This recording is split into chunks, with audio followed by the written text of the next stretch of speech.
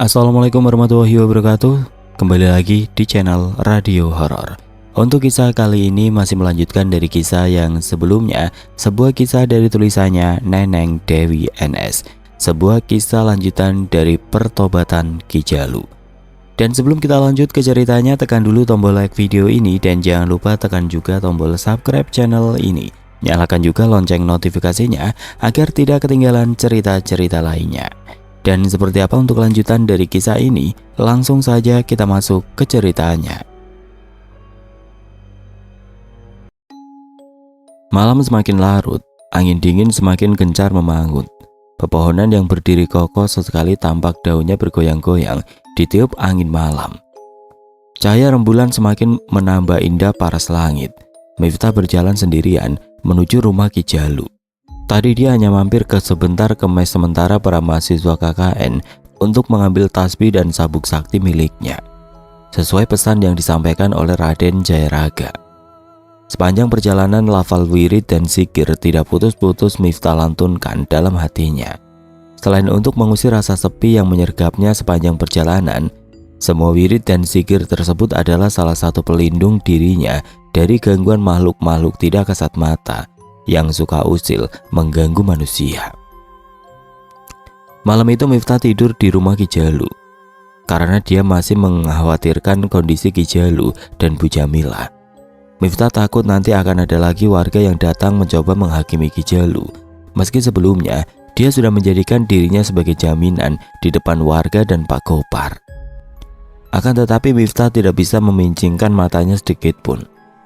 Entah kenapa dia merasa akan ada sesuatu yang terjadi di rumah itu, sesuatu yang kurang baik, hingga sejak tadi detak jantungnya juga ikut berdetak kencang. Ada apa ini? Kenapa dari tadi jantungku tiba-tiba berdetak lebih kencang tidak seperti biasanya? Semoga Allah selalu melindungiku dan keluarga kecil Ki Jalu dari hal-hal buruk. Harap Miftah meski tatapan matanya masih menyiratkan kegelisahan. Namun Miftah tentu saja tidak mau menyampaikan hal itu kepada Ki Jalu dan Bu Jamila, takut mereka jadi terbebani. Apalagi kondisi Ki Jalu belum sepenuhnya pulih, Miftah yang tidak bisa tidur memutuskan untuk berzikir semalaman hingga menjelang subuh. Miftah ingin meningkatkan kemampuan spiritualnya dengan rajin berzikir dan menunaikan sholat tahajud di tengah malam. Itu adalah salah satu pesan Kiai Aksara padanya. Ya, sebagai seseorang yang diberikan kelebihan oleh Tuhan, Miftah sadar dia juga kini memegang tanggung jawab besar di pundaknya. Di antaranya Miftah harus banyak membantu orang lain dengan kelebihan yang dia miliki. Sampai akhirnya tepat ketika jarum jam menunjuk angka tepat jam 12 malam, tiba-tiba saja Miftah merasa ada hawa panas mencoba masuk ke dalam rumah Ki Jalu. Tubuh Miftah mendadak jadi berkeringat. Ya, tubuh pemuda tampan yang sedang berzikir dengan sebuah tasbih tergenggam di tangan kanannya itu mendadak mulai terasa gerah. Butiran keringat makin banyak keluar dari pori-pori tubuhnya hingga kaos yang dikenakannya pun mulai dibasahi oleh keringat. Miftah makin merasa gerah hingga terpaksa mengipasi tubuhnya dengan tangan kirinya sendiri untuk sekedar mengusir hawa panas yang makin membuatnya tidak nyaman. Tidak lama kemudian hawa panas tersebut makin menjadi-jadi. Rasanya seperti hawa yang berasal dari kobaran api yang menyala, lalu diikuti dengan kemunculan kepulan asap berwarna hitam yang awalnya kecil, kemudian menggumpal berubah bentuk menjadi sosok makhluk berwujud seekor monyet besar, berbulu lebat, berwarna coklat. Sepasang matanya yang besar tampak menyala merah, berkilat-kilat dengan sorot mata yang menakutkan. Miftah yang merasa kaget dengan kehadiran sosok mirip genderuwo tersebut sampai terlonjak dari tempatnya bersila, lalu mengucap istighfar. Astagfirullahaladzim, kamu siapa? Bikin kaget saja. Sentak Miftah pada makhluk yang kini berada tepat di depannya. Makhluk itu tidak langsung menjawab pertanyaan Miftah. Dia hanya menyeringai memamerkan barisan giginya yang besar-besar dan runcing, kemudian menggeram dengan suara yang bergema di sekitar ruangan, membuat bulu kuduk Miftah sontak meremang. Mana si Jalu? Aku mau membuat perhitungan dengannya, kata sosok itu tanpa menjawab pertanyaan dari Miftah. Bila dilihat dari gerak-geriknya yang sama sekali tidak melihat ke arah Miftah, jelas terlihat dia memang mengabaikan keberadaan Miftah di sana. Perasaan Miftah langsung jadi tidak enak. Dia merasa ada bahaya yang akan kembali mengancam keselamatan Ki Jalu. Sementara kondisi Ki Jalu saat ini masih belum sepenuhnya pulih. "Mau apa kamu mencari Ki Jalu?" Miftah balik bertanya. Kali ini dia menyipitkan kedua matanya sambil mengamati gerak-gerik sosok itu. Aku tidak ada urusan denganmu manusia. Aku hanya ada urusan dengan si Jalu. Minggirlah. Tiba-tiba tangan besar sosok itu dikibaskan dengan kasar ke arah Miftah. Miftah yang tidak siap, tubuhnya langsung jatuh ke samping hingga kepalanya sempat membentur dipan bambu. Miftah langsung bersungut-sungut sambil mengusap-ngusap kepalanya yang terasa sakit terbentur dipan bambu. Kemudian sosok itu mencoba menerobos masuk ke dalam.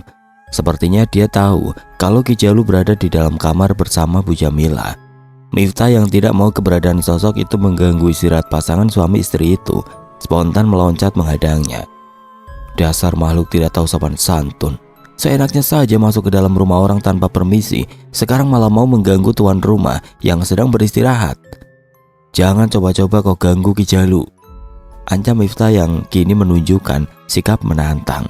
Seakan tidak takut pada sosok genderuwo yang ukuran tubuhnya 3 kali lebih besar dari ukuran tubuhnya itu. Merasa terganggu oleh sikap dan ucapan Miftah, sosok itu pun menghentikan langkahnya. Kembali dia mendengus kesal hingga desahan suara nafasnya terdengar jelas di telinga Miftah. Minggirlah bocah. Kalau masih ingin selembar nyawamu yang tidak berharga itu masih melekat di tubuhmu, jangan halangi langkahku. Kini sosok itu yang gantian mengancam Miftah. Dia bahkan hendak kembali mengibaskan tangan kirinya ke arah tubuh Miftah seperti yang tadi sudah dia lakukan. Akan tetapi kali ini Miftah sudah siap siaga dengan segala kemungkinan. Miftah bisa menghindari kibasan tangan kiri sosok besar tersebut. Bahkan kini gantian Miftah yang membalas dengan menarik tangan kiri makhluk besar itu, lalu memelintirnya hingga terdengar suara leguan kesakitan dari sosok tersebut. Kurang ajar, berani kau melawanku manusia. Minggirlah atau akan kucabik-cabik tubuhmu. Kali ini sosok itu mulai terpancing emosi. Akan tetapi Miftah tentu saja sudah lebih dulu mengantisipasi segala kemungkinan. Miftah sengaja tidak menyerang sosok itu lebih dulu. Dia akan biarkan sosok tersebut yang menyerang duluan. Sengaja dibuat terbakar emosinya hingga nanti lebih mudah bagi Miftah untuk menguras tenaga sosok itu. Miftah tidak mau membuang percuma energinya. Dugaan Miftah tidak meleset. Sosok itu langsung menyerang Miftah dengan membabi buta dan penuh nafsu. Dari kilatan mata merahnya terlihat jelas kalau sosok itu memang berniat ingin menghabisi Miftah. Bukan hanya hendak melayangkan pukulan telak ke arah dada Miftah dengan kaki kirinya, tapi sosok itu juga hendak mencengkram leher Miftah dengan tangan kanannya. Tampak tangan yang berkuku hitam dan runcing itu hampir saja menusuk leher Miftah dan mengoyaknya. Untunglah Miftah dengan gesit bisa mengelak, lalu dengan lincah meloncat ke atas hingga tubuhnya kini jadi sejajar dengan kepala sosok tersebut. Tanpa membuang waktu, Miftah memukulkan tasbih yang masih dipegangnya dengan tangan kanannya, tentu saja dengan dialiri tenaga dalam ke arah kepala sosok berwujud monyet raksasa itu. Terdengar suara kepala sosok itu beradu dengan tasbih Miftah hingga mengeluarkan bunyi sangat nyaring mirip suara besi yang beradu. Miftah bisa melihat makhluk berwujud monyet raksasa tersebut spontan meringis mengusap-ngusap kepalanya. Disusul terdengar suara umpatan dari mulutnya. Kurang ajar, kau benar-benar mencari mati manusia. Malam ini akan kuhabisi tubuh busukmu. Runtuknya dengan amarah yang makin terlihat jelas di matanya. Miftah tidak bergeming. Dia tidak mau gampang terpancing oleh ucapan sosok itu yang kini mulai dikuasai oleh emosinya sendiri. Namun dalam hatinya Miftah tidak putus-putus melantunkan zikir dan wirid sebagai tameng untuk memperkuat pertahanan dirinya. Tidak lama berselang sosok itu menghentak-hentakan kedua kakinya ke tanah yang dipijaknya hingga menimbulkan getaran seperti gempa untuk manusia biasa seperti Miftah. Pepohonan yang berada di luar rumah Ki Jalu ikut bergoyang-goyang imbas dari getaran yang ditimbulkan oleh sosok itu.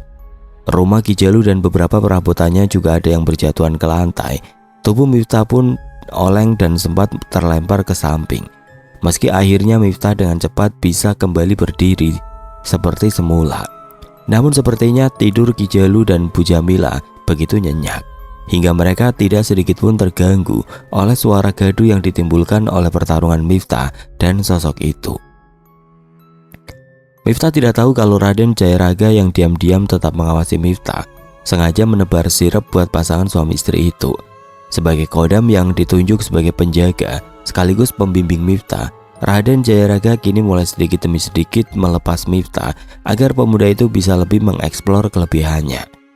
Kemudian bisa menemukan solusi atas masalahnya sendiri tanpa harus terus-terusan tergantung padanya. Sial, kenapa bocah tengik ini tidak mempan oleh hentakan kedua kakiku? Padahal biasanya bila terkena manusia biasa, tubuhnya akan jatuh, membuatku jadi gampang untuk menginjaknya. Runtuk sosok itu. Miftah memanfaatkan momen di mana sosok itu sempat tercenung untuk langsung melayangkan serangan.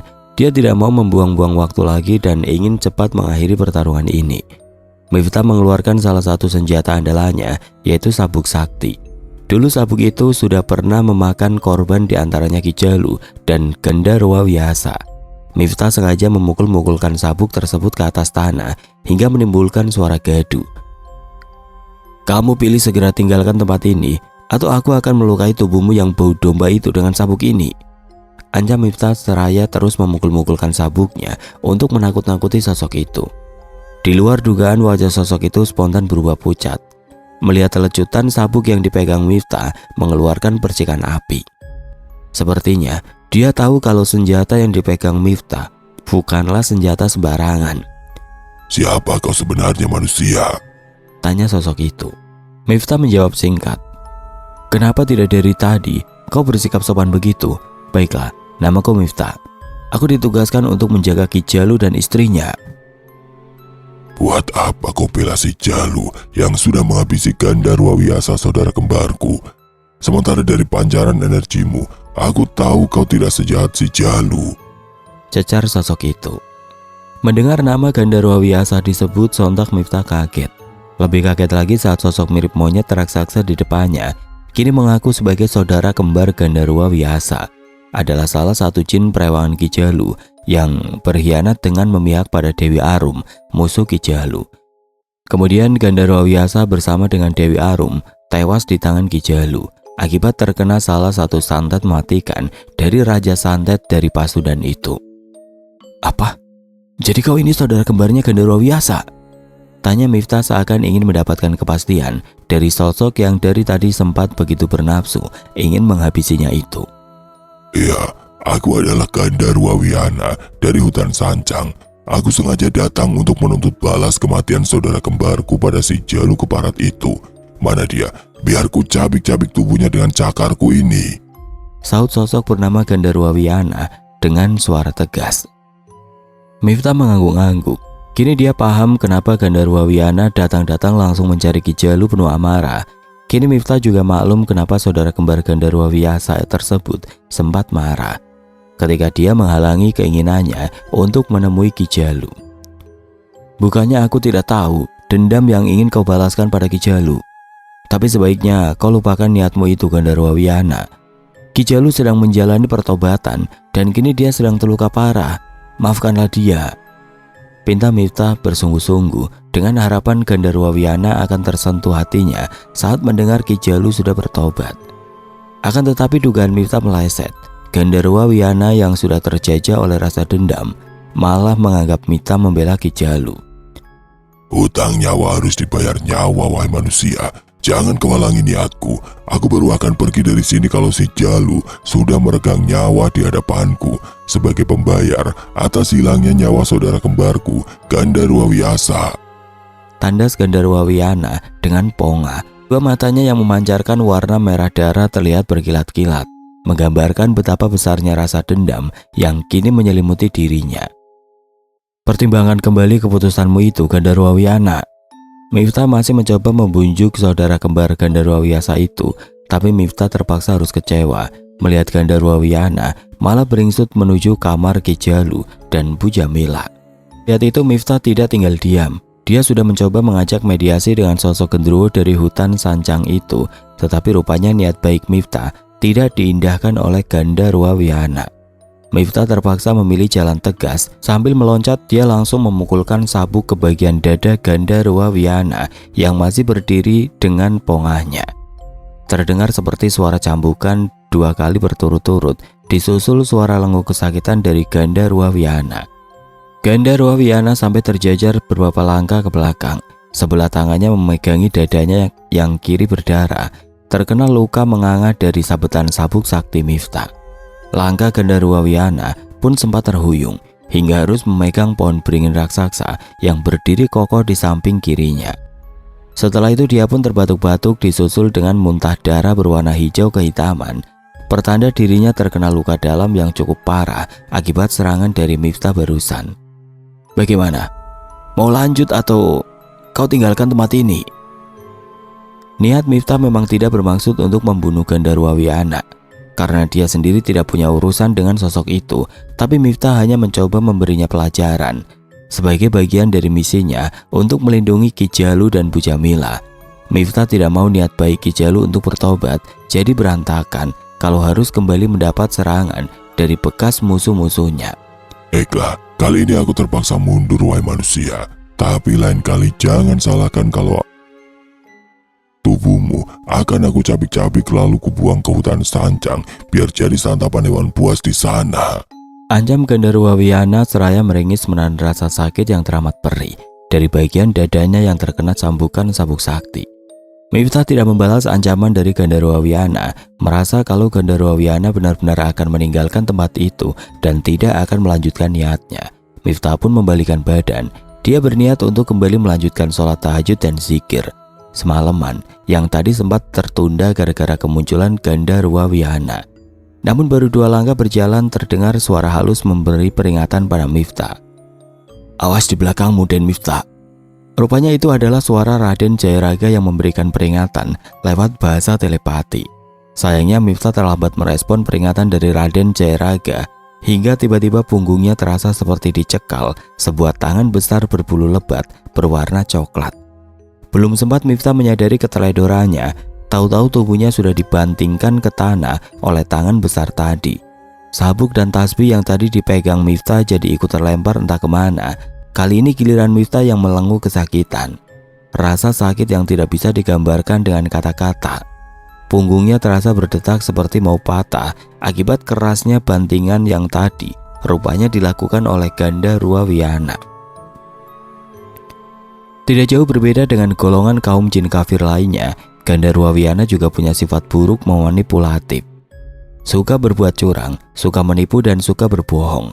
Pintu maaf yang tadi sudah dibukakan oleh Miftah untuknya, malah dia salah gunakan untuk menyerang dari belakang remaja indigo itu. Tidak tanggung-tanggung rupanya Gandharwa Wihana kini berniat untuk menghabisi Miftah agar bisa leluasa untuk membalaskan dendamnya pada Ki Jalu. Karena dia menganggap Miftah adalah satu-satunya penghalang untuk menghabisi Ki Jalu, pembunuh saudara kembarnya. Mampus kau manusia sok jago. Kali ini tidak akan ada yang bisa menghalangiku membunuh si Jalu. Suara tawa Gandharwa Wihana terdengar bergema. Tubuhnya yang tinggi besar membuat sekitar tempat itu jadi ikut berguncang seperti terkena gempa lokal. Lalu terdengar Gandharwa Wihana bersiul sebanyak 3 kali seperti hendak memanggil sesuatu. Tidak lama kemudian tiba-tiba dari kejauhan melayang sebuah senjata berbentuk gada raksasa yang di sekelilingnya terdapat duri-duri tajam. Gada raksasa tersebut secepat kilat melesat melayang ke arah tangan kiri Gandharwa Wihana yang dari tadi sudah bersiap-siap untuk menyambutnya. Kembali sosok monyet raksasa itu tergelak memamerkan barisan giginya yang menakutkan dan dipenuhi taring. Kali ini tubuh busukmu akan kulumatkan dengan gada kesayanganku ini, wahai manusia. Bersiaplah untuk mampus di tanganku. Tandas Gandharwa Wihana dengan sebuah seringai menakutkan terlukis di sudut bibirnya. Dia begitu yakin kali ini akan berhasil menghabisi nyawa Miftah karena melihat 2 senjata andalan Miftah yaitu tasbih dan sabuk sakti kini sudah terlempar jauh entah kemana. Miftah menatap nyalang ke arah Gandharwa Wihana. Mulutnya tidak mengeluarkan sepatah kata pun, tapi tatapan mata Miftah kali ini sempat membuat nyali Gandharwa Wihana sedikit menciut. Pemuda itu duduk bersila mengatupkan kedua tangannya seraya memejamkan mata. Mulutnya perlahan membaca zikir yang kali ini dia hitung, hanya dengan bergiliran memakai ruas-ruas jarinya.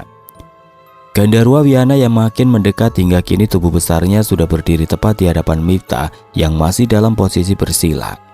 Gandarwa Wihana langsung mengangkat gada raksasa yang kini dipegangnya dengan kedua tangan. Gada raksasa tersebut langsung diarahkan ke atas kepala Miftah dengan maksud hendak mengeprak kepala remaja itu agar hancur tidak berbentuk. Tapi Gandarwa Wihana terlalu meremehkan kemampuan Miftah. Tepat ketika gada raksasa itu hampir mengenai kepala Miftah, tiba-tiba saja cambuk sakti dan tasbih milik Miftah secara bersamaan lebih dulu melesat ke arah mata dan kedua tangan Gandarwa Wihana. Tidak sampai di situ, cambuk sakti itu berulang kali memukul-mukul kedua tangan Gandarwa Wihana secara bergantian, hingga membuat sang raja genderuwo dari hutan sancang tersebut kesakitan. Akibatnya pegangan kedua tangannya pada gada raksasa pun terlepas. Sedangkan tasbih yang biasa dipakai Miftah untuk berzikir melesat secepat kilat memukul mata Gandarwa Wihana. Kembali suara pekik kesakitan terdengar dari mulut Gandarwa Wihana, disusul keluarannya darah dari kedua matanya yang dipukul oleh tasbih sakti milik Miftah. Tubuh raksasa Gandarwa Wihana pun kehilangan keseimbangan, lalu jatuh terjerembab menimpa pohon beringin raksasa yang tadi sempat dia jadikan pegangan. Miftah tetap anteng dalam posisinya semula. Hanya gerakan mulutnya makin gencar membacakan zikir. Dari kejauhan Raden Jayaraga yang sempat khawatir akan keselamatan kini tersenyum lega. Syukurlah, kamu sekarang sudah bisa mengontrol dan menguasai kedua senjata pamungkas yang diberikan Kyai Aksara padamu dan Miftah. Teruslah belajar dan jangan pernah bosan. Gumam Raden Jayaraga dengan perasaan bangga melihat perkembangan pesat Miftah. Gandarwa Wihana meringis kesakitan. Dia kesal, kecewa bercampur marah saat menyadari senjata gada andalannya sudah terlempar jauh. Bahkan sudah patah menjadi dua bagian, disabet oleh sabuk sakti senjata andalan Miftah. Susah payah Gandarwa Wihana mencoba bangkit. Tiba-tiba dia dikagetkan oleh suara gemerencing rantai besi yang tahu-tahu sudah terikat erat di sekujur tubuhnya. Disusul kemunculan sebuah suara yang cukup dikenalnya. Aku tidak akan membunuhmu, Gandarwa Wihana. Kau diamlah di sini sampai Ki Jalu sendiri yang menemuimu dan memutuskan apakah kau layak untuk dihabisi atau tidak, ucap Miftah yang kini sudah berdiri dengan kepala tegak. Gandarwa Wihana sempat heran kenapa Miftah tadi tidak mengalami luka sedikit pun. Padahal dia sudah sempat membanting tubuh remaja tersebut ke tanah cukup keras hingga sempat mendengar suara tulang punggungnya yang berderak patah. Gandarwa Wihana tidak tahu kalau sebenarnya tubuh Miftah sudah dipulihkan diam-diam dari jarak jauh oleh Raden Jayaraga yang memang memiliki kemampuan pengobatan jarak jauh. Hanya itu yang bisa dilakukan oleh Raden Jayaraga karena dia sudah mulai mengurangi aksi membantu Miftah secara langsung dari jarak dekat seperti dulu. Manusia, lepaskan ikatan rantai besi di tubuhku ini. Ayo, kita bertarung secara jantan 1 lawan 1. Jangan pergi. Aku bersumpah akan mencabik-cabik tubuhmu. Suara teriakan Gandarwa Wihana terus terdengar membuat telinga Miftah sakit. Tapi Miftah mencoba tidak menghiraukannya. Miftah putuskan untuk langsung kembali masuk ke dalam rumah Ki Jalu, melanjutkan wirid dan sholat tahajud yang tadi sempat tertunda. Langkah pemuda itu sedikit gontai, karena pertarungan melawan Gandarwa Wihana cukup menguras tenaga dan energi murninya. Kepalanya juga sempat terasa pusing akibat benturan energi yang terjadi antara energi negatif milik Gandarwa Wihana dengan energi positif miliknya. Sementara itu di dalam kamarnya Ki Jalu masih tertidur pulas. Dipeluk Bu Jamila, sesekali terdengar suara erangan kesakitan dari bibir Ki Jalu akibat luka-luka di tubuhnya yang belum sembuh. Tanpa mereka berdua sadari, tiba-tiba saja dari arah tembok yang berhadapan dengan pintu kamar Ki Jalu terdengar suara desir angin berembus memasuki ruangan tersebut. Namun anehnya gorden yang menutupi jendela kamar Ki Jalu sama sekali tidak ikut bergoyang saat desiran angin tadi melewatinya. Disusul dengan kemunculan sesosok perempuan berambut panjang aut-autan dan setengah wajahnya kosong seperti habis terbakar. Puluhan belatung kecil yang masih hidup tampak menggeliat-geliat menggerogoti dadanya yang bolong dan darah yang sudah mengering menempel di pakaian lusuhnya. Sosok perempuan itu menatap sangar ke arah Ki Jalu. Bau benda yang seperti hangus terbakar bercampur bau busuk pun menyeruak saat sosok itu mulai melayang mendekati pembaringan. Akhirnya, aku jadi punya kesempatan untuk membalas dendam padamu, Jalu. Gumam sosok perempuan itu seraya menyeringai, memamerkan barisan giginya yang tajam dan runcing lebih mirip taring. Sosok itu adalah Roro, salah satu jin perewangan Ki Jalu yang pernah menjadi jin kesayangan Ki Jalu karena memiliki energi hitam paling besar dibanding jin-jin perewangan lainnya. Roro dulunya seorang istri Demang di zaman penjajahan Belanda. Dia jadi korban pembunuhan massal oleh kaum pribumi yang geram dan marah pada Roro dan suaminya yang pro Belanda dan banyak merugikan kaum pribumi. Kaum pribumi berhasil menangkap Roro lalu membakarnya hidup-hidup setelah menusuk dadanya dengan bambu kuning yang runcing hingga bolong. Demang, suami Roro, berhasil melarikan diri. Roro pun tewas dengan tubuh terpanggang dan jadi arwah gentayangan selama ratusan tahun. Sosok Roro yang jiwanya dipenuhi rasa dendam kesumat bercampur kebencian akhirnya menjadi sosok jin jahat yang punya energi hitam yang dahsyat dan tidak tertandingi. Sampai akhirnya sosok Roro berhasil ditaklukkan oleh Ki Jalu. Sosok Roro sering membantu Ki Jalu dalam semua praktek perdukunan dan menjalankan aksi-aksi santetnya. Tidak terhitung entah sudah berapa puluh nyawa tewas di tangan sosok Roro yang dikenal bengis dan berdarah dingin tersebut. Sampai akhirnya sosok Roro diam-diam jatuh hati pada sang majikannya. Di matanya Ki Jalu adalah sosok yang pantas menjadi pendampingnya. Sosok Roro sempat terbakar cemburu saat tahu Ki Jalu malah mau menikahi Bu Jamila muda. Bahkan sosok Roro sempat hendak mencelakai Bu Jamila muda yang saat itu sedang hamil anak pertamanya. Untung ketahuan Ki Jalu yang menegur keras jin perewangan andalannya tersebut. Sosok Roro pun menyampaikan kekecewaannya pada Ki Jalu yang tidak pernah peka pada perasaannya. Namun Ki Jalu malah mengancam akan menghabisi sosok Roro kalau sampai berani kembali mengulangi perbuatannya mencelakai Bu Jamila muda. Ki Jalu tidak mau nanti janin yang ada di dalam kandungan Bu Jamila muda tersebut bermasalah hingga tidak layak dijadikan tumbal oleh turangga junjungannya. Namun sosok Roro yang terlanjur sakit hati cintanya ditolak malah nekat kembali hendak mengulangi perbuatannya. Ki Jalu murka lalu mengikat sosok Roro ke atas pohon trembesi di hutan Sancang. Dengan tali gaib miliknya, bertahun-tahun sosok Roro terikat di sana tanpa bisa melepaskan diri karena Ki Jalu sudah melumpuhkan semua kekuatannya. Akan tetapi suatu kali seorang pencari kayu bakar yang tersesat ke hutan itu tanpa sengaja buang air kecil tepat di bawah pohon trembesi tempat sosok Roro terikat. Rupanya air kencing adalah pantangan dari tali gaib Ki Jalu. Sosok Roro pun akhirnya bisa terlepas dengan sendirinya. Lalu kini menuntut balas pada Ki Jalu. Sosok Roro tercenung sejenak mengingat masa lalunya bersama Ki Jalu. Setelah berhasil menemukan jejak Ki Jalu dan Bu Jamila, sosok Roro tidak ragu ingin menghabisi keduanya. Apalagi sosok Roro bisa melihat kalau semua kekuatan Ki Jalu kini sudah hilang. Dibersihkan oleh Kyai Aksara, disusul niat Ki Jalu yang ingin bertobat, membuat Ki Jalu kini benar-benar tidak berdaya. Belum lagi luka-luka di tubuhnya akibat diamuk warga masih membuat lemah fisiknya. Wajah sosok Roro berubah masam melihat ada Bu Jamila di samping Ki Jalu. Rasa cintanya pada Ki Jalu yang masih belum padam kini kembali menghadirkan rasa cemburu bercampur benci pada Bu Jamila. Seringnya jahat sosok Roro muncul saat merasakan ada aroma kehadiran seorang janin bayi dari dalam tubuh Bu Jamila. Sepertinya perempuan yang sudah membuat si Jalu berpaling dariku sedang hamil lagi. Bagus, aku akan makan janinnya untuk menambah kesaktianku. Malam ini aku akan menghabisi 3 nyawa sekaligus, kata sosok Roro dengan sebuah senyum berkembang dari sudut bibirnya yang terlihat ada luka seperti bekas robekan benda tajam. Perlahan sosok Roro melayang makin mendekat. Dia ingin menghabisi Bu Jamila dan janinnya terlebih dahulu. Kedua tangannya terangkat ke atas seperti hendak menarik sesuatu dari dalam perut Bu Jamila.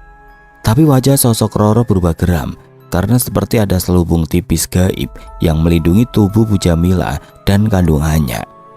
Gerakan tangan sosok Roro yang hendak menarik sesuatu dari dalam perut Bu Jamila seakan ada sesuatu yang tidak terlihat menahannya. Akibatnya sosok Roro yang tidak siap sempat terjajar beberapa langkah ke belakang. Sosok Roro sempat meringis kesakitan karena dadanya tiba-tiba terasa sesak, seperti ada sesuatu yang menghantam dadanya dengan cukup telak. Hal itu memicu kemarahan sosok yang dikenal bengis tersebut. Kurang ajar, sepertinya ada yang melindungi perempuan sialan dan janinnya sekaligus memberi mereka kekuatan untuk melawan balik. Tapi siapa? Tidak mungkin itu dilakukan si Jalu, karena yang aku rasakan energinya membuat dadaku sesak. Pasti ini bukan energi hitam. Sungut sosok Roro sambil masih memegangi dadanya yang terasa sesak dengan kedua tangannya yang mirip cakar tersebut. Tidak mau jatuh ke lubang yang sama untuk kedua kalinya, sosok Roro lalu merapal mantra seraya memejamkan kedua matanya. Kali ini dia tidak ingin kecolongan lagi. Sosok Roro sengaja membuat pemagaran diri agar bisa menghalau setiap serangan balik dari lawan yang tidak terlihat itu. Kemudian dia pun kembali melakukan hal yang sama. Sayangnya hal sama kembali terulang, bahkan kali ini sampai membuat sosoknya terlempar jauh, membentur dinding kamar. Kurang ajar, rupanya ada yang ingin bermain-main denganku. Kau, siapapun dirimu keluarlah, aku Roro tidak takut padamu. Mari, kita bertarung 1 lawan 1 sampai mampus. Tantang sosok Roro sambil mengedarkan pandangan ke sekeliling kamar.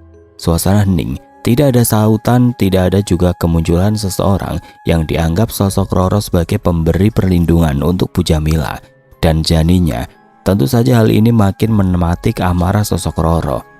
Merasa dipermainkan, sosok Roro langsung terbang melayang mengarahkan kedua tangannya yang berbentuk cakar tersebut tepat ke arah perut Bu Jamila yang masih terlelap. Rupanya sosok Roro bermaksud hendak membedol isi perut Bu Jamila dengan paksa agar bisa mengambil janinnya. Tapi lagi-lagi sesuatu yang tidak terlihat seperti kembali menahan kedua tangan sosok Roro. Lebih parah lagi, kali ini sosok Roro jadi terpental jauh dan terlempar keluar kamar. Seperti ada sesuatu yang menarik paksa sosoknya agar jangan berlama-lama berada di kamar Ki Jalu. Suara pegikan kesakitan keluar dari mulut sosok Roro, diiringi dengan sumpah serapah yang dia tunjukkan pada sesuatu yang tidak terlihat. Brak! Terdengar suara tubuh sosok Roro yang sengaja dijatuhkan dari atas ke tanah, kemudian menyusul suara berderak sebanyak 2 kali. Krak, krak, dari arah lengan sosok Roro. Disusul suara jeritan kesakitan sosok Roro saat mendapati kedua tangannya patah dan terlempar begitu saja ke tanah. Bagaimana? Apa kau masih akan melanjutkan niatmu menghabisi keluarga Ki Jalu demi dendam masa lalumu? Sebuah suara bariton tiba-tiba terdengar, disusul kehadiran sosok laki-laki gagah yang memakai pakaian ala punggawa kerajaan di masa lalu.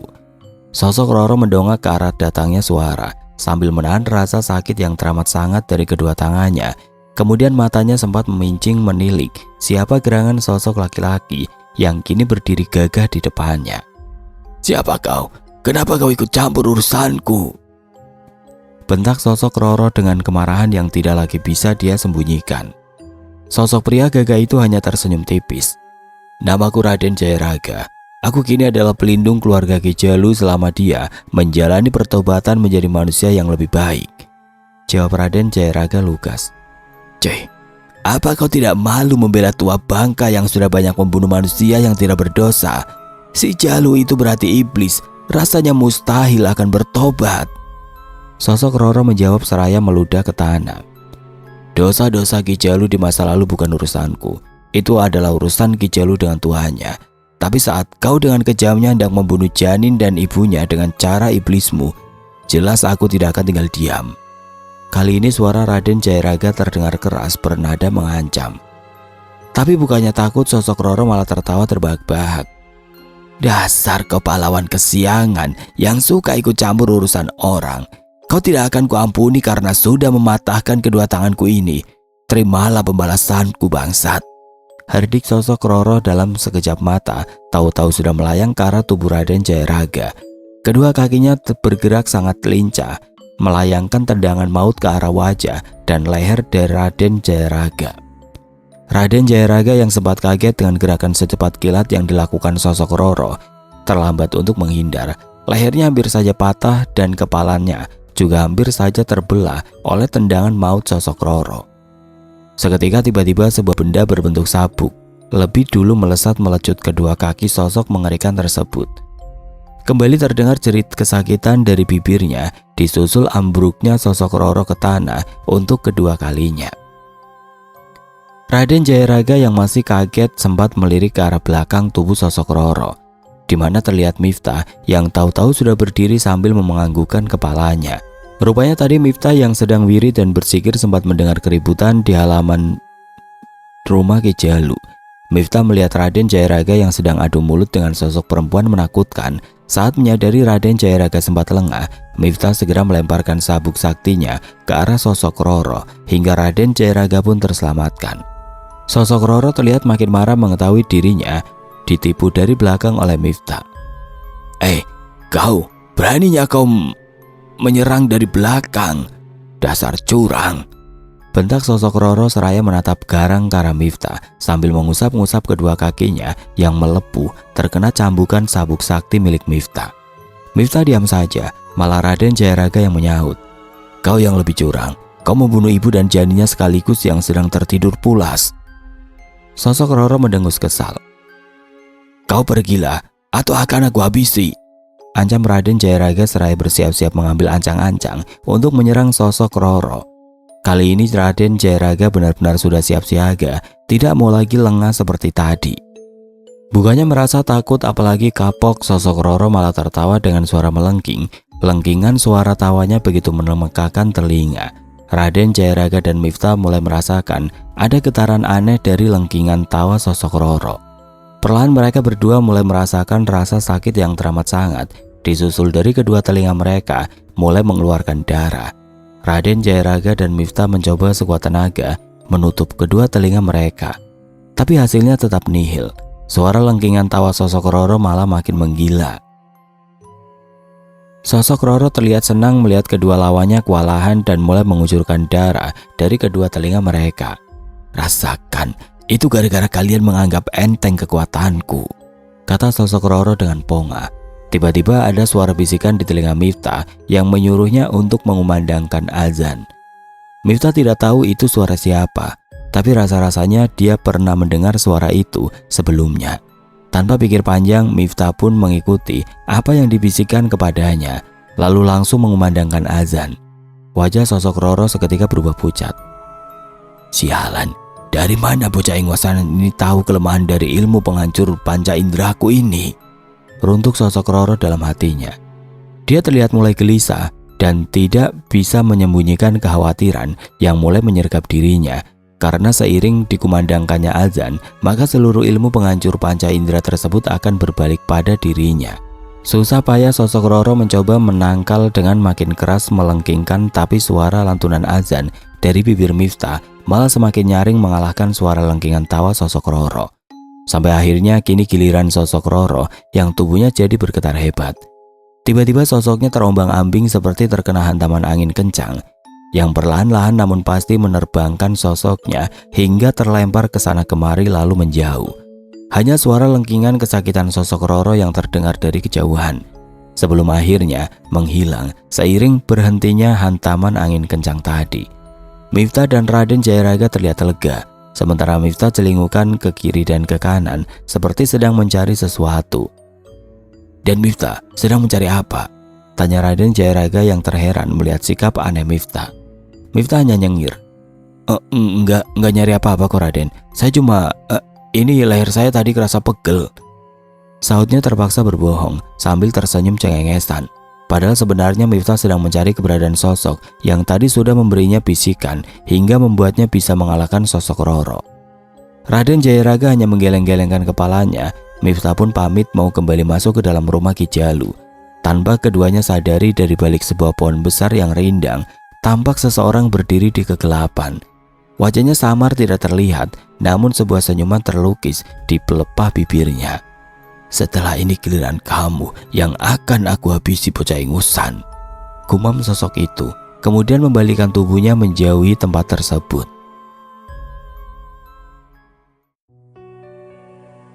Oke teman-teman, sekian untuk kisah kali ini. Bagaimana menurut kalian tentang kisah ini? Tulis komentar kalian di kolom komentar.